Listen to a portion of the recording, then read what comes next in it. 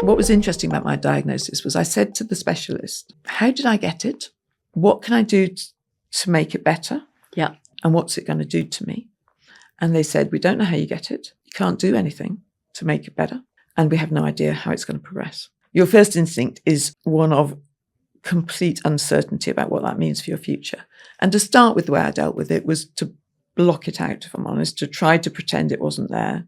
The symptoms at that stage were minor, visible. If you knew me, you would see them, but possible to disguise it with a bit of help from those around me.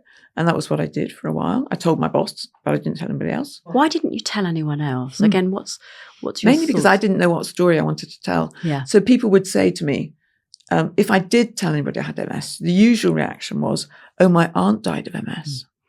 And I thought, I don't want to have that conversation with people because I might die of MS in 30 years, but I'm not going to die of MS tomorrow. It's not that sort of disease. When people say, how did you get it? What can you do to help yourself? How is it going to affect you? I knew the answers to those questions were all we don't know because I'd asked the same questions. As time went on, I got more comfortable in my own mind. I lived with it for a couple of years. It fluctuates. So I got a bit of a feel for what the bandwidth was, how much did it fluctuate? And I could see the general trajectory was down, but it was still good days and bad days. So when I got a little bit of a handle on it, I just knew I wasn't going to run that organization forever because I didn't want to be getting worse and worse and worse, being looked at by 25,000 people. So in the end, I went to the boss and I said, I don't mind doing another year.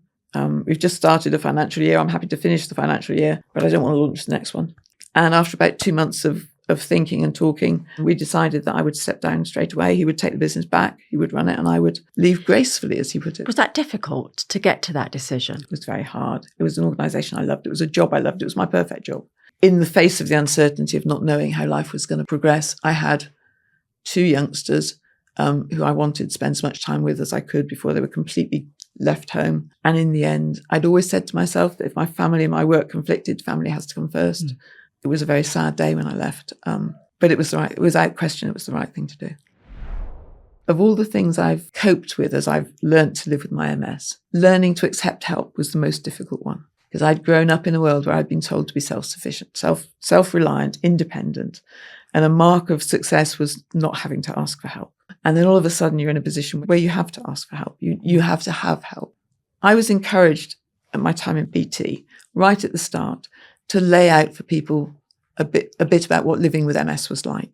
And what it gave me an opportunity to do was to describe what MS was, what the version of MS that I have was like, because they come in all sorts of different shapes and sizes, to describe what it did to me and to talk about how I needed help. So this is how I live.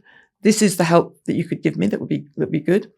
And by having laid out the football pitch, as it were, that people could play on, what I found was then asking for help became much easier because people knew the background of why I was asking for help. They knew my condition.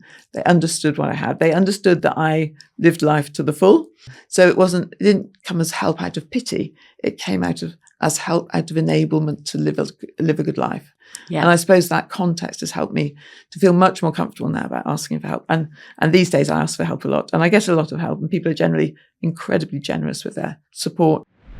I've gone from a position where I was more or less able to walk with one stick to a position where I'm now more or less a wheelchair user full time. And I have spent a lot of that time trying to talk to myself about how I can position with myself, how I feel about that journey, and then using it to articulate it to other people. When I started that, I was a bit clumsy about it. I wasn't quite sure how much to share, how much not to share, which bits were going to engage with people and which bits were not. So if I explain my story, people will be very supportive. They'll say good things and they'll say, it's amazing that you continue to contribute. It's really valuable to have you here. It doesn't matter that you can't walk and all that sort of stuff. It's all said with a good tone. And actually, I take it in good heart because I know where they're coming from. But equally, because I've managed to dispel any worry they might have had about my condition and how I feel about it, I've given them an indication of how they can help me so they now feel empowered.